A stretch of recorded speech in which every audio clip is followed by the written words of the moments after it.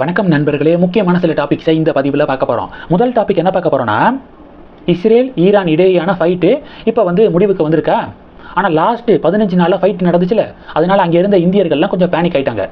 நம்ம இந்தியன் கவர்மெண்ட்டை காண்டாக்ட் பண்ணி எங்களை பத்திரமாக மீட்டு நம்ம நாட்டுக்கு கூட்டிகிட்டு போங்க அப்படின்னு சொல்லிட்டு இந்தியன் எம்பசியை அப்ரோச் பண்ணியிருக்காங்க. அதன் காரணமாக ஆப்ரேஷன் சிந்து அப்படிங்கிற பேரில் மீட்பு நடவடிக்கையை நம்ம இந்தியன் கவர்மெண்ட்டு தொடங்கினாங்க.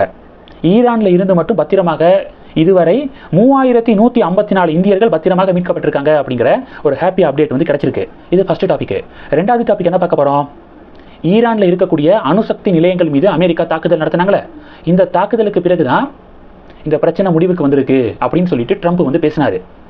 ஈரான் அதை மறுத்து வந்தாங்க. இல்லையே, அணுசக்தி நிலையங்கள் மீதெல்லாம் தாக்குதல் நடத்தப்படலையே அப்படின்னு சொல்லிட்டு ஈரான் சமாளிச்சுட்டு இருந்தாங்க. ஆனால் முதன்முறையாக இப்போ ஈரான் அட்மிட் பண்ணியிருக்காங்க, ஆமாங்க, அமெரிக்காவுடைய தாக்குதலில் மிகப்பெரிய சேதத்தை சந்திச்சிருக்கு எங்களுடைய அணுசக்தி நிலையங்கள் அப்படின்னு சொல்லிட்டு முதன்முறையாக ஈரான் அக்செப்ட் பண்ணியிருக்காங்க அப்படிங்கிற அப்டேட்டை பார்க்குறோம். இது டாபிக் 2.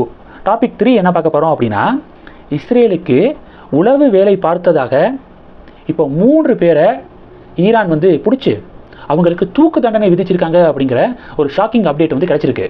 டாபிக் 4 என்ன பார்க்க போகிறோம், இந்தியன் எக்ஸ்பிரஸில் வெளியான செய்தி, இந்திய தேர்தல் ஆணையம் அதிரடி அப்படிங்கிறது 4வது டாபிக். மக்களவையுடைய எதிர்க்கட்சி தலைவர் ராகுல் காந்தி இருக்கார்ல, அவர் கடந்த ஜூன் 7ஆம் தேதி இந்தியன் எக்ஸ்பிரஸ் சேனலுக்கு ஒரு பேட்டி கொடுத்துருக்காரு. அது ஆர்டிக்கலாக வெளியே வந்திருக்கு. அதில் என்ன சொல்லியிருக்காரு அப்படின்னா, இந்திய தேர்தல் ஆணையத்தின் மீது சந்தேகத்தை எழுப்பியிருக்காரு. இந்திய தேர்தல் முறைகள் இருக்குது பார்த்தீங்களா, அதை பற்றி சந்தேகம் எழுப்பியிருக்காரு.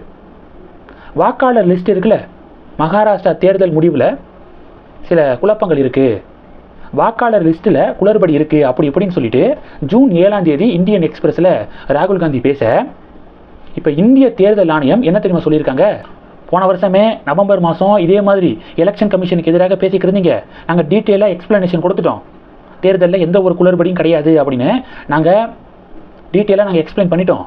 அதன் பிறகும் நீங்கள் பல சேனலுக்கு போய் எலெக்ஷன் கமிஷனே குறை சொல்லிக்கிறீங்க, வேணா இன்னொரு சான்ஸ் தரோம், உங்களுக்கு டைம் எப்போ இருக்கோ, எங்களுக்கு எப்போ டைம் இருக்கோ ஒரு டேட்டை ஃபிக்ஸ் பண்ணுவோம், வாங்க 1 to 1 நம்ம பேசலாம், உங்களுக்கு என்ன பிரச்சனை அப்படின்னு சொல்லிட்டு நாங்கள் அதை தீர்த்து வைக்கிறோம், எக்ஸ்ப்ளனேஷன் கொடுக்குறோம் அப்படின்னு சொல்லிட்டு இப்போ எலெக்ஷன் கமிஷனை ராகுல் காந்திக்கு மெயில் அனுப்பியிருக்காங்க. இது 4வது டாபிக். 5வது டாபிக் என்ன பார்க்க போகிறோம், சசி தரூர் இருக்கார்ல, அவருடைய சமூக வலைதள பக்கத்தில் ஒரு பதிவு போட்டிருக்காரு, don't ask permission to fly, the wings are yours and the sky belongs to no one. அதாவது பறக்கிறதுக்கு யார்கிட்டையும் பர்மிஷன்லாம் கேட்காதீங்க, சிறகுகள் உங்களோடது, இந்த வானம் யாருக்கும் சொந்தம் கிடையாது அப்படின்னு சொல்லிட்டு இப்போது சசி தரூர் பதிவு போட்டிருக்காரு. இந்த பதிவுக்கான பின்னணி என்ன, ஒருவேளை காங்கிரஸுக்கு டாட்டா காட்ட போகிறாரோ, காங்கிரஸுக்கு குட் பை சொல்லிட்டு பாஜகவில் சேர போகிறாரோ அப்படின்னு சொல்லிட்டு சில டிபேட்ஸ் நடந்துக்கு இருக்கு. பிரைம் மினிஸ்டர் மோடி அவர்களை சசி தரூர் சந்திச்சிருக்காரு, ஒரு நீண்ட ஆலோசனை நடந்திருக்கு. இப்போ அரசு முறை பயணமாக இந்தியன் கவர்மெண்ட்டு சில மிஷனை சசி தரூர் அவர்கள்ட்ட கொடுத்து ரஷ்யாவுக்கு அனுப்பி வச்சுருக்காங்க. அது தொடர்பாக அவர் ஹிண்ட் கொடுத்துருக்காரு போல, பறக்கிறதுக்கு காங்கிரஸ் கட்சிகிட்டெல்லாம் பர்மிஷன் வாங்கணும் அப்படிங்கிற அவசியம் இல்லை, ரஷ்யாவுக்கு இந்தியன் கவர்மெண்ட் ஒரு வேலையை அனுப்புகிறாங்க, நான் போய் தான் ஆவேன் அப்படிங்கிறத மறைமுகமாக சொல்கிறாரு போல அப்படின்னு சிலர் பதிவுகள் போடுறாங்க. கடைசி டாபிக் என்ன பார்க்க போகிறோம், ரங்கராஜ் பாண்டே இருக்கார்ல, அவர் கடம்பூர் ராஜா அவர்களை நேர்காணல் எடுத்திருக்காரு. முருக பக்தர்கள் மாநாட்டில் ஈவேரா அண்ணாதுரையை இந்து முன்னணி அவதூறுபடுத்திட்டாங்க, அந்த வீடியோவில் அவதூறுபடுத்திட்டாங்க அப்படின்னு சொல்லிட்டு திமுக அதிமுக இப்போ ஓவராக கொந்தளிச்சுக்கு இருக்கு. ஹிந்து முன்னணி பாஜக என்ன சொல்கிறாங்க அப்படின்னா, இல்லாத ஒரு விஷயத்தைய ஹிந்து முன்னணி சொன்னாங்க, கடவுள் மறுப்பு அப்படிங்கிற பேரில் ஈவேரா முன்னெடுத்த போராட்டங்களால் ஹிந்துக்களுடைய சென்டிமெண்ட்ஸை அது ஹர்ட் பண்ண மாதிரி இருந்துச்சா இல்லையா, நடந்த ஒரு விஷயத்தை நடக்கலை அப்படின்னு யாருனாலே சொல்ல முடியாது. அண்ணாமலை விஷயத்துலையும் அதான் நடந்துச்சு. அண்ணாதுரை குறித்து அவர் ஹிஸ்ட்ரியில் நடந்த ஒரு விஷயத்தை எடுத்து பேசினார், அப்படி பேசிட்டாரு இப்படி பேசிட்டாரு அப்படின்னு அதிமுக ஓவராக கொந்தளிச்சாங்க. அண்ணாமலை என்னால் மன்னிப்பெல்லாம் கேட்க முடியாது, நான் வேணும்னே இன்டென்ஷனோட இழிவுபடுத்தணும் அவதூறுபடுத்தணும் அப்படிங்கிறதுக்காக நான் எதுவும் பேசலை, வரலாறில் நடந்த ஒரு விஷயத்தை அந்த வரலாறு அப்படியே சொன்னேன், இதுக்காக மன்னிப்பு கேட்க வேண்டிய அவசியம் எனக்கு கிடையாது அப்படின்னு அண்ணாமலை அவருடைய ஸ்டாண்டில் உறுதியாக இருந்தார். அதே மாதிரி தான் இப்போயும் ஹிந்து முன்னணி அவங்களுடைய ஸ்டாண்டில் உறுதியாக இருக்காங்க. இப்போ கடம்பூர் ராஜ் என்ன சொல்லியிருக்காருன்னா, இது மாதிரி வீடியோலாம் வெளியிடுவாங்கன்னு தெரிஞ்சால் நாங்கள் அந்த முருக பக்தர்கள் மாநாடுக்கே போயிருக்க மாட்டோம், ஈவேரா எங்களுடைய பிதாமகன் மாதிரி அப்படி இப்படின்னு சொல்லிட்டு பேசிக்கிட்டு இருக்காரு.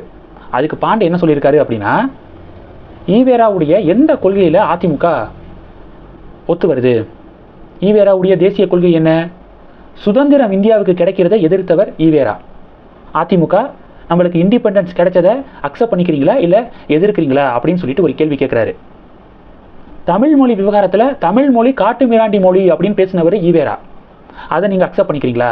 இது மாதிரி ரங்கராஜ் பாண்டே கடம்பூர் ராஜ் அவர்கள்ட்ட கேள்விக்கு மேலே கேள்வியை எழுப்பியிருக்காரு. ஆனால் கடம்பூர் ராஜ் சைட்லேருந்து ஒரு ப்ராப்பரான இந்த கேள்விகளுக்கான பதில் வந்து அவரால் கொடுக்க முடியலை அப்படிங்கிறதான் அந்த வீடியோவில் பார்க்கும்போது தெரியுது.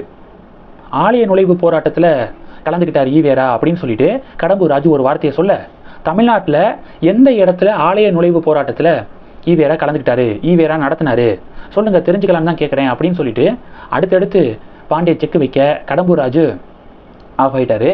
ஸோ இந்த வீடியோ சோசியல் மீடியாவில் வைரலாக ஷேர் ஆக இப்போ ரங்கராஜ் பாண்டேவுக்கு பாஜகவினர் தங்களுடைய இந்து முன்னணி அமைப்பை சேர்ந்தவர்கள் தங்களுடைய பாராட்டுக்களை தெரிவிக்கிறாங்க. இந்த டாபிக்ஸை பற்றி உங்களுடைய பார்வைகளை மறக்காமல் கமெண்ட் பண்ணுங்கள். தொடர்ந்து கனெக்டில் இருங்க. அடுத்தடுத்து நிறையா பதிவுகளை பார்க்கலாம். நம்ம சேனலுக்கு சப்போர்ட் பண்ணணும் அப்படின்னு ஆசைப்பட்டீங்கன்னா நான் பேசக்கூடிய வீடியோக்கு கீழே நன்றி அப்படிங்கிற ஆப்ஷன் இருக்குது. அதை கிளிக் பண்ணி உங்களால் முடிந்த தொகையை சேனல் வளர்ச்சிக்காக கொடுத்து உதவி செய்யலாம். இல்லை ஜாயின் பட்டனை கிளிக் பண்ணி நம்ம சேனலுக்கு மெம்பராக வந்து ஆகலாம். நன்றி. ஜெய் ஹிந்த்.